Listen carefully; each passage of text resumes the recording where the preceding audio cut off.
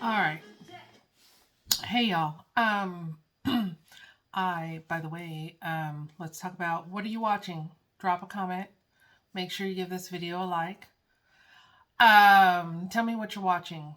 I am currently watching the Julia Child series on HBO Plus right now. And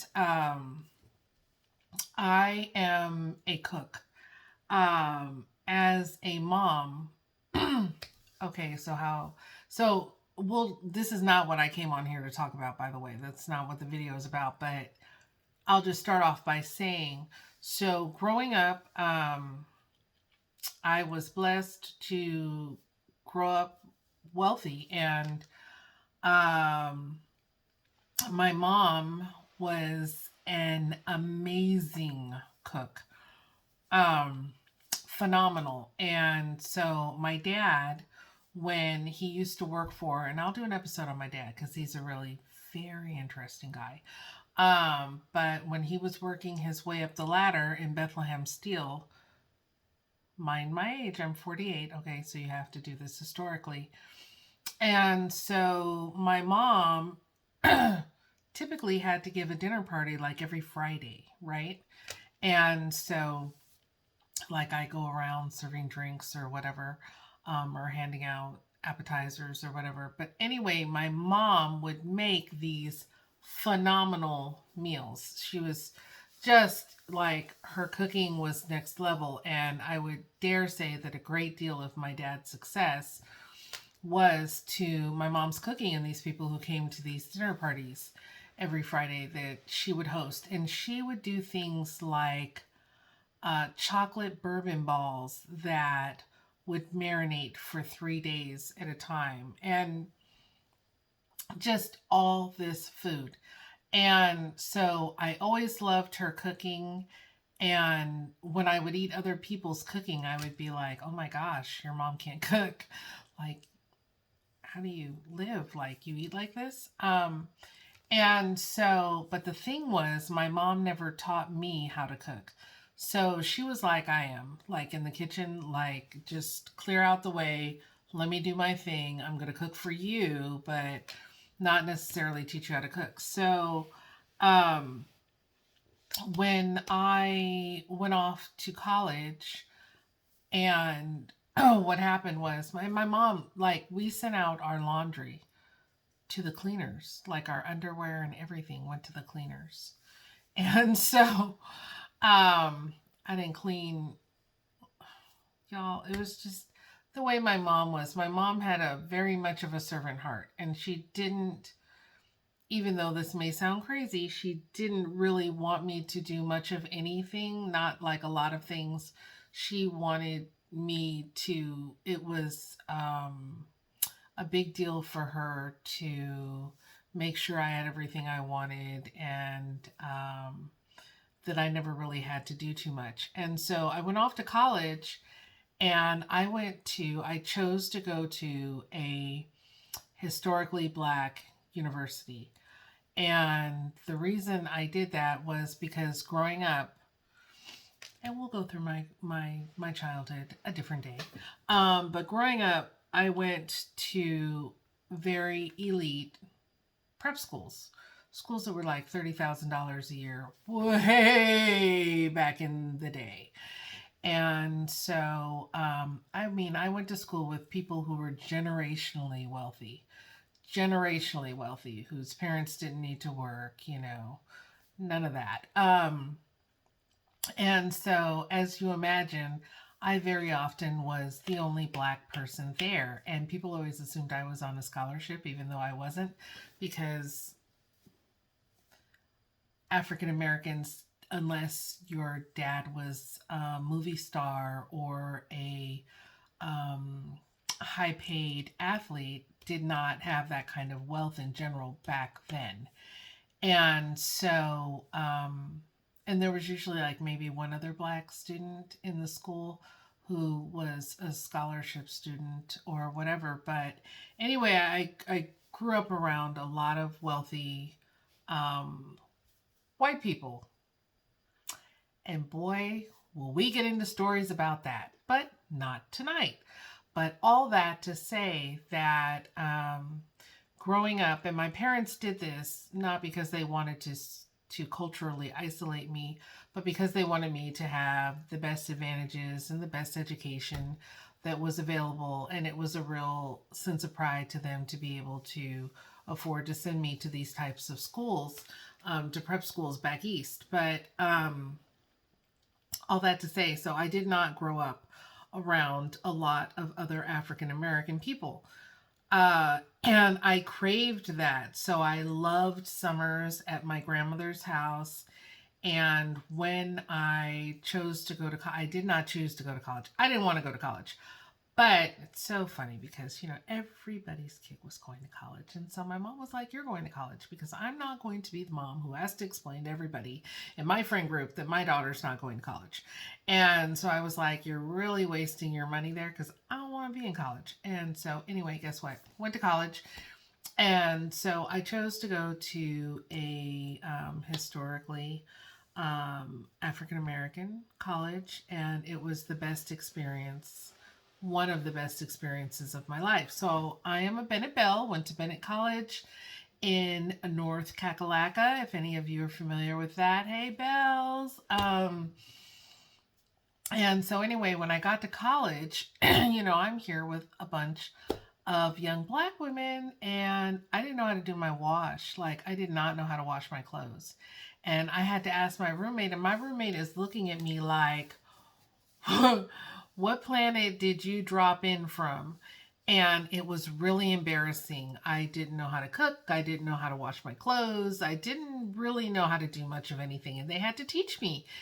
And so when I went home, I remember when I went home, I started watching my mom cook. I would watch her like I'm watching her cook. Like, I wasn't in the kitchen with her, but I just would watch her, and I'd watch her cook, and I'd watch her ingredients, and I'd watch what she did. And so that's how I taught myself how to cook, from watching my mom from kind of like the sidelines of the kitchen. And so food for me is not it's not about, some people are like, food is fuel, right? Food for me is about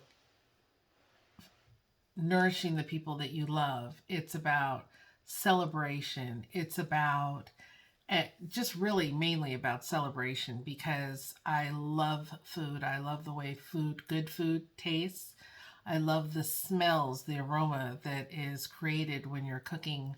I love textures and all of it. It's just, to me, it's an entire experience. And so cooking is very important. And I take a lot of pride in the food that I am able to prepare for my family and for my friends and for people who are, maybe in a bad situation or whatever. I love to cook for people. And so, and obviously I've been doing it for, 20 plus years.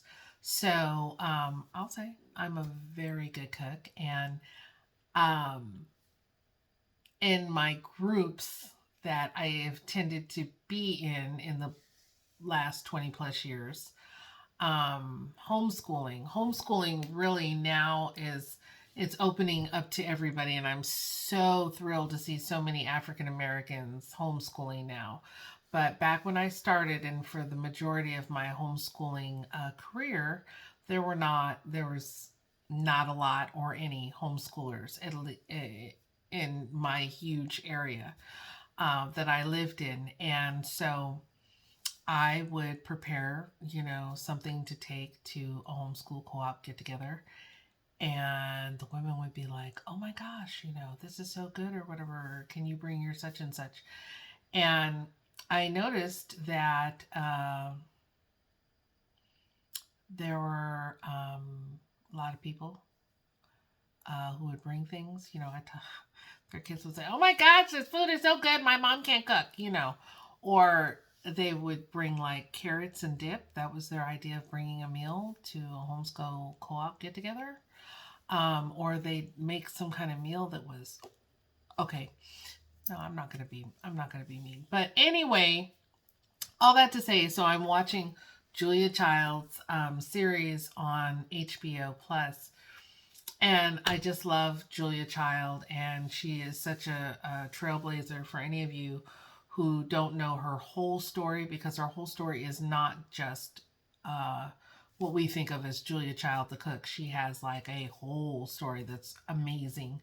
And so, anyway, I'm watching that. It's late at night, and I had to make myself some food because you cannot watch a show on Julia Child and be watching all that amazing food that she's preparing and not cook something for yourself. And I should not be eating this late at night. But anyway, I was, and my house smells like my food, and it just makes me so happy. And I love food, and I don't know what the original point of this conversation was. But anyway, what I did come on here to talk about, but drop a line and tell me what you're watching these days, that's got you really caught up. Um, what I came on here to talk about is just real briefly, African Americans. The Lord brought it to me and put it in my heart because I'm watching, and that ties into the Julia Child show. Watching the show on Julia Child, and she came from a wealthy family, very wealthy family.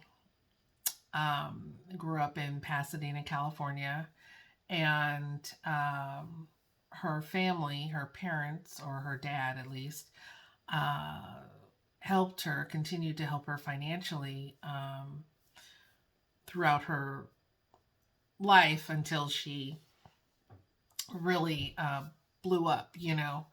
And got me thinking, the Lord brought it to me about African Americans. So if you're not African American, this particular video is probably not for you per se, but I did want to give a shout out and talk to my fellow people of color. And I just wanted to talk about this is not at all everyone, you know, so I'm not speaking of everyone who is a person of color. And I'm really thrilled to see that this mindset is really, as of late, starting to change. But historically, I'm going to say that we do not tend to, we tend to be more of a, you've turned 18, it's time for you to get out the house and sink or swim mindset a lot of times with our children. And we do not set our children up for generational wealth. Um, we do not set ourselves up a lot of times historically for generational wealth. And I know that there, oh, trust me, because I know you're about to say, well, generational wealth, well, we haven't been able to. Trust me, like I'm knowing, and it's really one of my favorite topics. And I'm going to try not to talk about all that too much because I don't want to overdo it, because I'm like such a big advocate of African American people and everything that we have been through historically. But what I'm saying is, when I say historically, and I'm not talking about way back, but I'm saying we have not always, when we have had an opportunity to make good choices with our money. And one of the things that I do is I'm a financial advisor, and it is so crucial. I believe one of the big, uh, and I understand, you know, okay, going from the 60s on back, you know, what we faced and our struggles, and the jobs that we were limited to, and you know what we were able to make and what we were not able to make, and I understand all of that. But I'm saying, you know, there has been a period of time in recent history where we have been able to accrue wealth. And oftentimes, too often, a lot of times, we as African Americans are focused on getting the cars, having the purses, having the big house, um, you know, those kinds of things, instead of saying to ourselves, you know what, as maybe the first generation to accrue wealth in our family, let me not have all of these things and let me live below my means and let me save my money, buy real estate, and, you know, put money aside for my child, or let me let my child stay home past 18 and so that they can get a good start in life and save up their money so that when they leave my house, they're moving into their own home and becoming a young homeowner, um, and really getting a head start in life. So, one thing that Caucasian families do tend to do, and this is not all, of course, at all, and by any means, but one thing that they do tend to do is they make sure often that their children are in a good financial state, and they help their children, not only when they're younger, but often also in their older years. They will leave their homes to their children, uh, to make sure that their children do not have to, um, if you can inherit a house, think about how life changing that is. If you can inherit a paid off house as a young person, if you do not have to get into debt with a mortgage, that is game changing. That is generationally game changing. Um, Also, sometimes we in the community can suffer from jealousy. We can suffer from jealousy. We can suffer from, I want to make sure I live a certain way, and my child can figure it out just the way I did, that kind of mentality.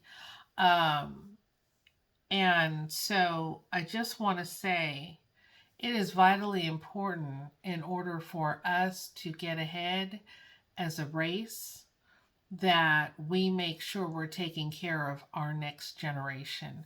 We make sure that we're leaving some kind of generational wealth imprint for our children to be able to follow. We need to make sure that we're leaving our children property to inherit. We need to make sure that we're leaving our children something more than debt when we die. We need to make sure we're taking care of our assets, our personal assets, but we also need to look after building our children's assets. We need to make sure that we ourselves are financially savvy and that our children are financially savvy so that they are able to make good financial choices. Um, Too often, and I have one of my kiddos, we did not raise this kiddo this way, but I have a kiddo who's very into, designer this and fashion this and hundreds of dollars on a pair of shoes or whatever. And I'm just like, that money you could be saving, you could be investing, uh, you know, um, and to spend that kind of money on. Now obviously I understand that this kiddo is young, and I know it's hard for young people. um, Sometimes they want to look a certain way, or everybody around them has certain gear or whatever, but it's really important that we teach our young people what is actually beneficial to them in the long run.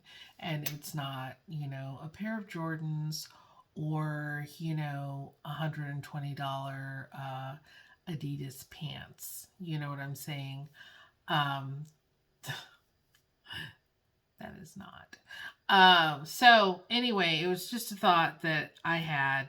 We need to make sure that we're placing value on the right things for ourselves and for our children. And part of that is modeling. In order for me to be able to stay at home, my husband started off making, like, now he likes to say he was making $12 an hour when he started off. And way back in the day, I like to say he was making $9. We had no money at all. But you know what? I knew I wanted to stay at home with my kids. I knew that that was very important. I knew that that was something that gives your children a leg up in the world. And I knew that wealthy white women stayed home with their kids. I wanted to do the same thing for my kids. But how was I going to do that with us having no money at all? Well, that meant that, we didn't live in a nice house. Um, it meant sometimes we lived in a house in a really scary neighborhood. We did not ever have a new car. We had one car, and it certainly was not new. Um, it meant that we didn't have cable. Cable was the thing back then. We did not have cable. It meant that we didn't have cell phones. It meant that we shopped at the thrift store.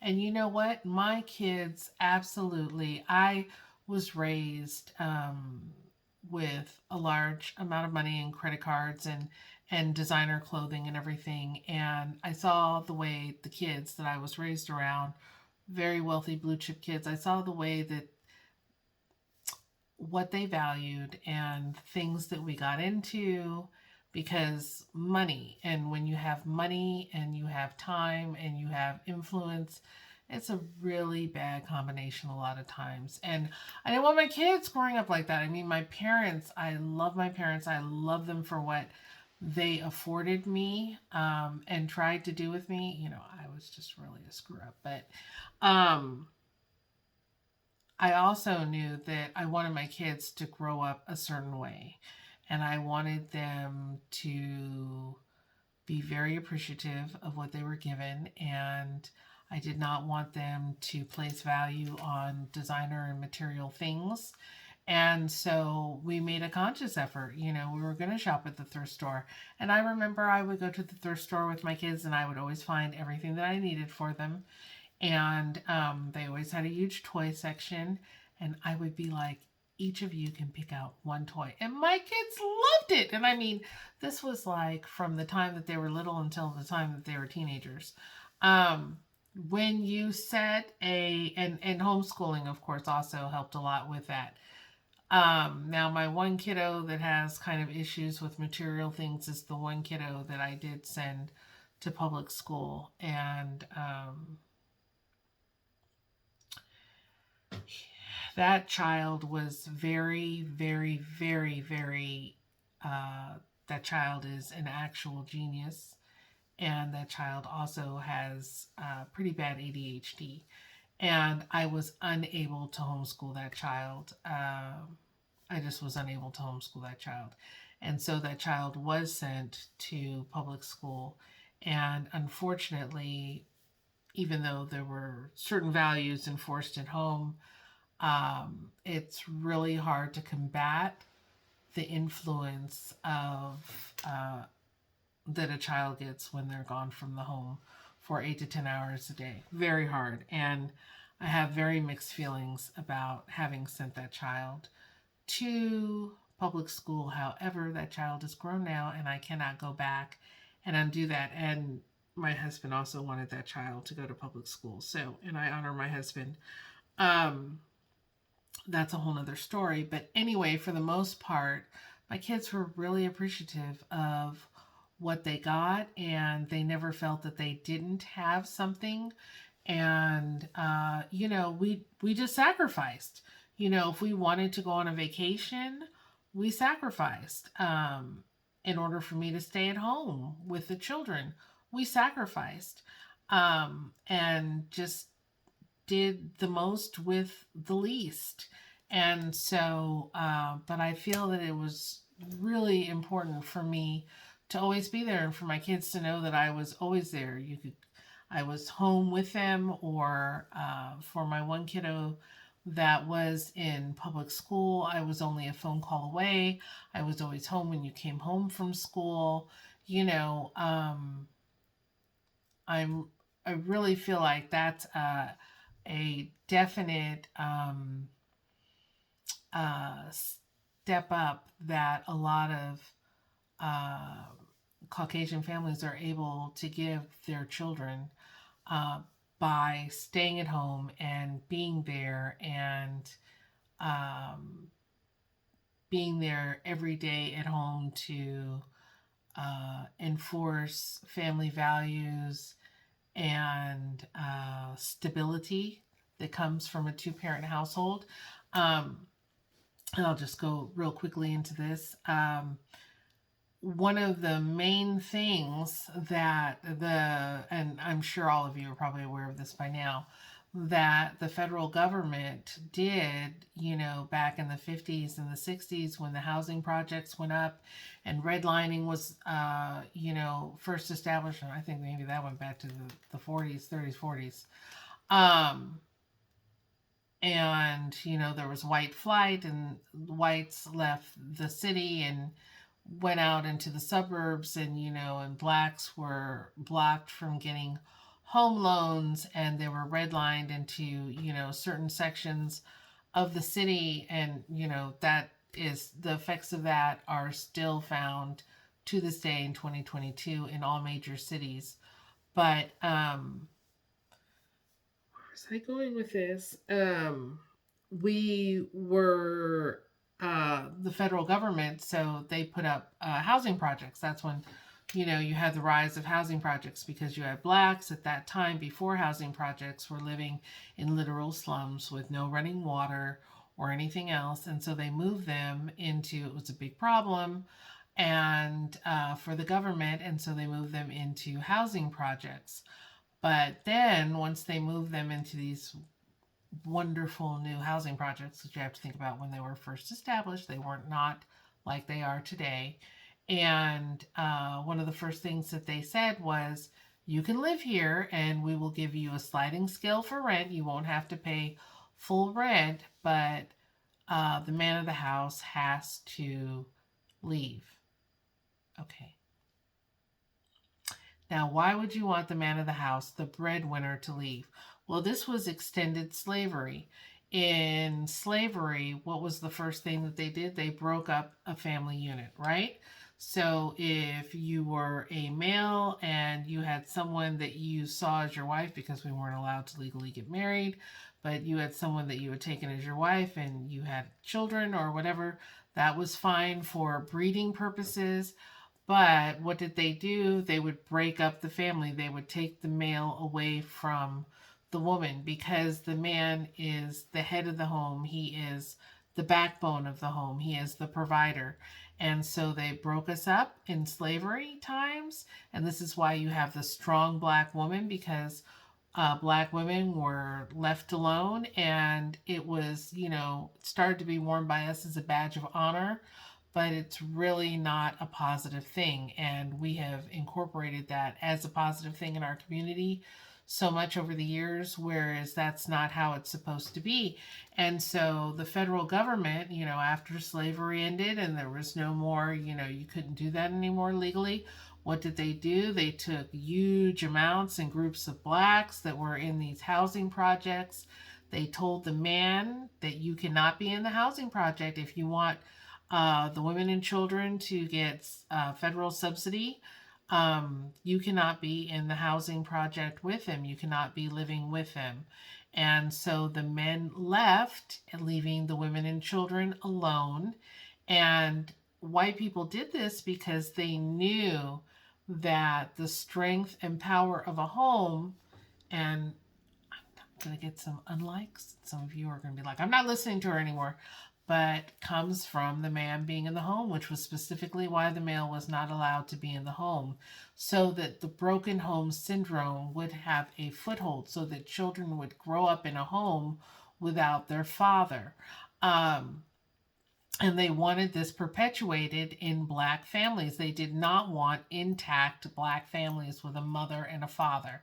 That was very important to the federal government, that did not exist. And so the effects of that were generational.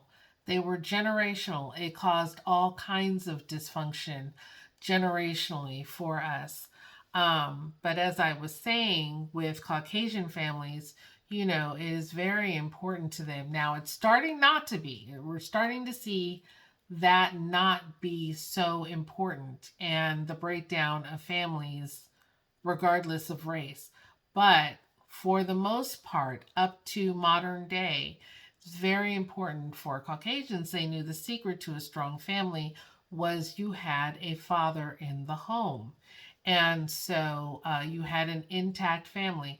Traditionally with Caucasians, you have an intact family, a mother and father in the home. Mother is staying at home and raising the children, and a strong support for them. Father is out working, and the children grow up for the most part and are stable and successful. They've come from a stable home, and had a two-parent model. Like I said, that has really in modern times started to change, regardless of race. But that's what they did not want for African American families. So I felt personally like it was really important to make sure that my children had every advantage. And I will never forget, I had many a Caucasian woman come up to me in a co op and say, "What does your husband do?" Like, now you're here with me too, right? What does your husband do? But really, what they were saying is, you're a black woman. What does your husband do that you can have 5 kids and you don't have to work and you can stay at home and homeschool your kids? Like, and not, once again, not so unusual now, but very unusual at the time when my oldest children were young. Very unusual. And they would ask, no shame, come up to me, "What does your husband like? Where did you come from? How are you here? How is it that you're able to do what we do?"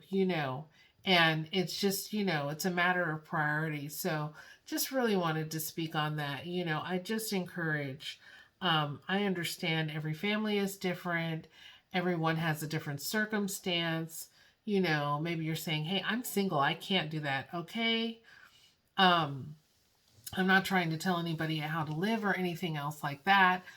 But I think it's really important that, and I'm so, like I said, I'm so glad to see so many African American families really choosing homeschool, and really starting to evaluate and say to themselves, what is really the best model for raising my children, so that they have every advantage that they possibly can have out the gate. Um, but, because traditionally we have had a lot of family infighting and jealousy and family mess and all kinds of stuff, that has affected, has culturally affected, um, our community. But if you have a chance, make sure you check out the documentary Pruitt-Igoe. So it's Pruitt-Igoe.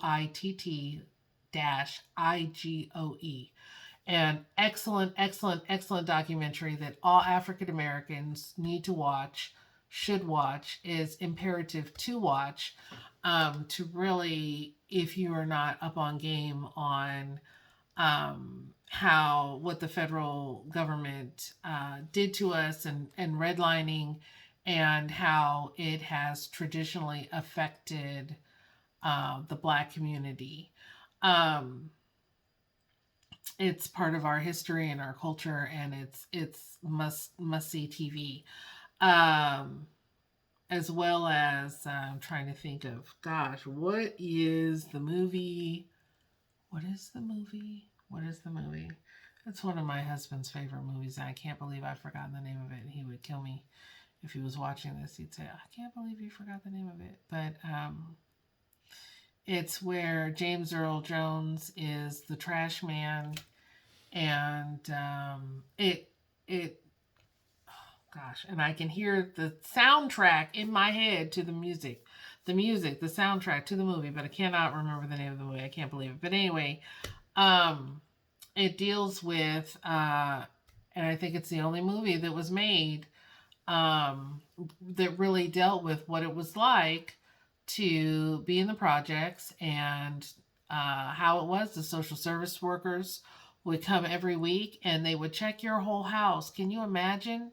Can you imagine, as a strong Black woman, having your whole house checked from top to bottom by a white social worker to make sure you don't have a man in your house, to make sure your children don't have their father in your house? Oh my goodness. Oh my goodness. But anyway, so just some thoughts. Drop below, drop your comments and tell me what you think. How does all that make you feel? Was your family affected in any kind of way by redlining, um, or by maybe your parents um, maybe were affected by that policy, or just what your thoughts are on it. And of course, that was something that was happening up north. I'm trying to think if any of that happened down south. I don't know. I'm not sure. I know it was definitely happening up north with the projects. Um, Not so sure about what was happening down south, but of course, again, there was the great migration from everyone down south going up north to get better jobs because they were trying to get away from generational sharecropping down in the south that was happening with African Americans. So anyway, child, I could be a professor of African American studies.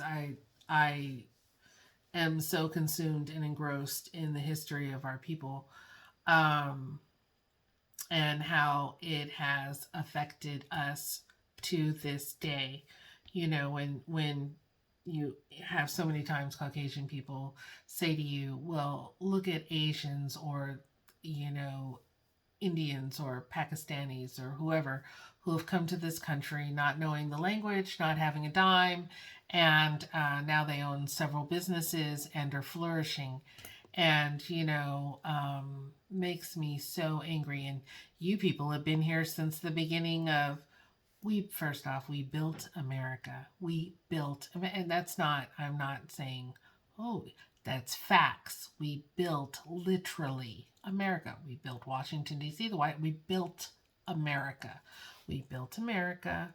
We did all the labor for 400 plus years for white people so that they could benefit financially from our labor, okay? While we were not allowed to be landowners, we were not allowed to be people. Remember, we were not even considered full people. We were less than one person. We were considered property legally.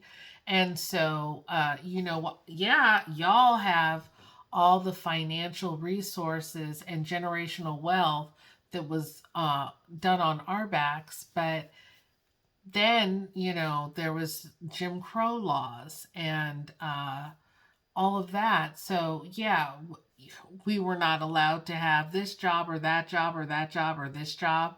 When we were allowed to have jobs, we were paid less than the white person who worked beside us in the same exact job. And then after that, there was a systematic, institutionalized racism against us with borrowing practices and everything else. There's no other race that has our history in America and still does to this day. So, yes, people from other countries are able to come in and flourish in ways that up until very recently we ourselves were not able to. And that is not saying that there are not African Americans who have not gone out there and done it, and families who have not had generational wealth who are African American. Uh, because both of my parents have done it and their parents did it. But I will say this, they only let a small amount of African Americans, there's only so many African Americans that are going to be allowed to flourish. And if you don't believe me, look at history. Let's look at Tulsa. Let's look at other black communities that were self sufficient and upwardly mobile and flourishing. What did they do? They were burnt down. They were stopped because we're we can't. They're Caucasians will never allow us to be too powerful, have too much. They will tolerate a certain amount of us in their neighborhoods and communities and in their country clubs and everything else, but they will not allow us as a huge whole um, to be successful, because with success comes finance and financial freedom, and with financial freedom comes power. And with power, that is something that we as African Americans will never be allowed to have a great deal of in America. Um, my husband and I would laugh and say, "Yeah, uh-huh. We're tolerated here and there and wherever else in the county we used to live in, but they're only going to allow so many people." I lived, and this is the last thing I'm going to say because this getting into a long video, really long video, but this is the last thing I will say. In the area that I lived in, now I came from I'm a native Californian. California girls are the coolest in the world. Native Californian, came from California. And when I moved to Texas, 16 years ago, I went through like the biggest culture shock that anybody could ever go through, coming from the West and Southern California at that. Even though, I also grew up back east. But, you know, I consider myself, I was born in California. I consider myself to be Californian. Um, I was like, what kind of backwards mess is this? Like, I really could not believe it. So there are some things that are nice about the South, like the use of ma'am, and people tend to be calmer and slower, and sit back and enjoy things more, and I do appreciate that. But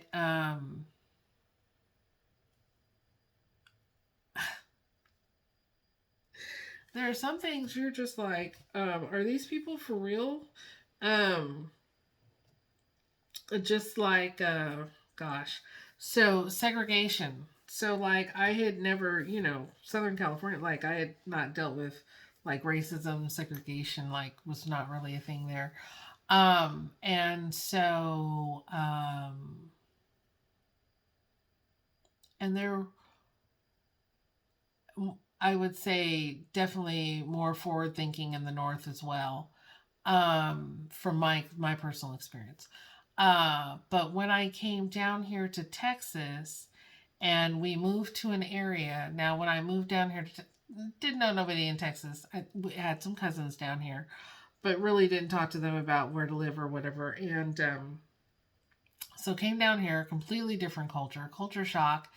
And then we moved to, so um, our realtor advised us. Now, I didn't know any better. She said, I think you might enjoy living in this particular area.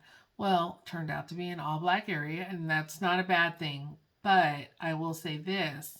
So, in the county that I lived in, I'll call the county out Ellis County, we lived, when we first moved to Texas, we lived in a town that literally, people ran for mayor of this town one year, literally was segregated. We're in year what? When? Okay. What? You have the white half of the town and the black half of the town. And they let a couple blacks over on the white side. There were some blacks on the white side. More, thankfully, I will say, in modern day, right now, than definitely than there was when my kids were little. But there was the white side and the black side. The police only patrolled the black side. So, what actually got us to move, my husband was held when I was 8 months pregnant. He was stopped. I had sent him to Taco Bell. Thank the Lord. Thank the Lord. I had sent him to Taco Bell if he had to be out of the house. So he had a time stamped receipt of where he had been. But now there were no drive-bys ever where we lived. But they had stopped him and they had him face down in front of our house. And thank God for my neighbor Eric, because he came and got everybody in the neighborhood, and they kind of surrounded the cops, so that there was many, many, many, many eyewitnesses. Thank God, because if he hadn't done that, I believe they may have killed him. But they claimed that somebody had done a drive-by and was driving the same car as him and looked just like him. No, lies. Lies from the devil. Lies from the pit of hell. But anyway, they had said that, and they had, there was a cop with his knee on his neck. They had guns drawn on him. They had him down on the ground, face down. And they used to regularly stop African Americans driving in the African American section of that town. All the time, they would stop you, they would pull you over and harass you. And I said to my husband one day, I said, we are moving. I don't care how much you love this house. And that was the house we got married in.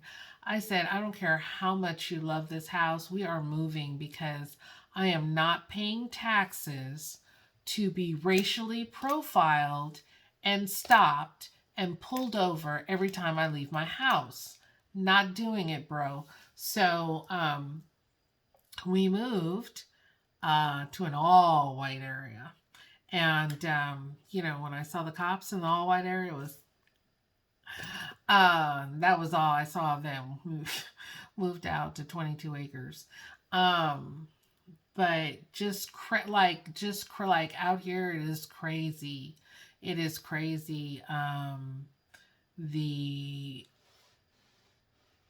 segregation, like in 2022 in cities, like even the city I live in now, there are not a ton of African Americans on my side of town. And there is a part of town where I'm thinking, I haven't been here that long, so I can't, I don't want to speak out of school, but I'm thinking the majority of African Americans live. And it's the black part of town, and it is sad. And at the very back end of town, and depressing, and whoa, I want to cry when I go there, and it just makes my blood boil because it's so disgusting. And even like where I used to live, in one of the neighboring towns, Waxahachie.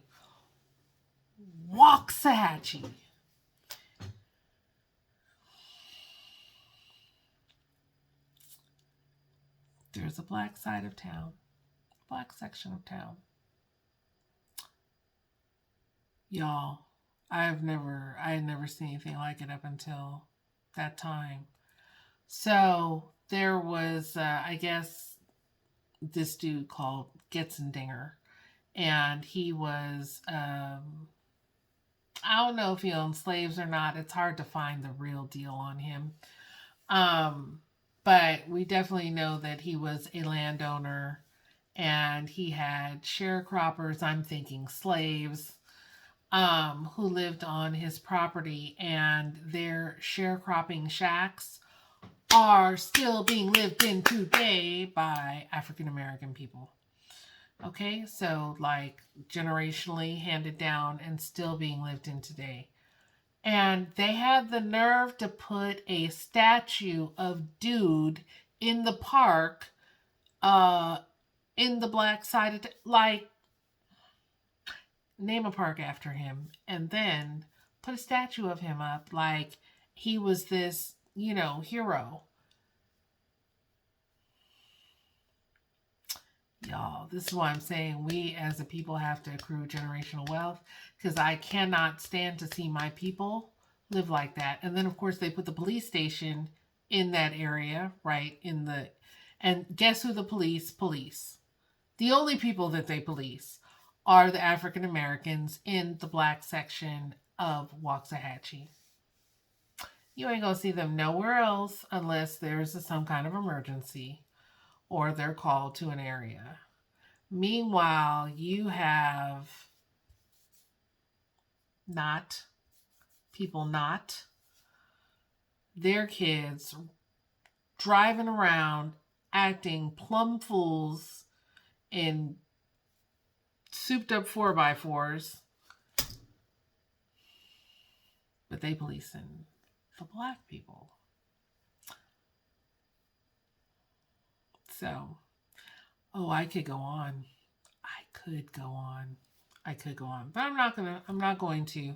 All I'm going to say is, we as African Americans, we need to make it happen for us generationally. We need to make it. We need to leave a legacy for our children, um, and we need to ensure that we do that, because I do not want to see another generation of African American children. And I know this isn't going to happen, but this is my wish and my sincere dream and hope, that I don't want to see another generation of African American children having to grow up in subpar conditions. It's absolutely unacceptable to me, when we are in a position in 2022 where we can secure education, we can secure good jobs, we can secure financial literacy for ourselves, and those are conditions that we do not have to live in. So, anyway, those are just my thoughts. And if you made it to the end of the video, congratulations. Thank you, thank you, thank you. And I'll talk with you soon. Have a good night.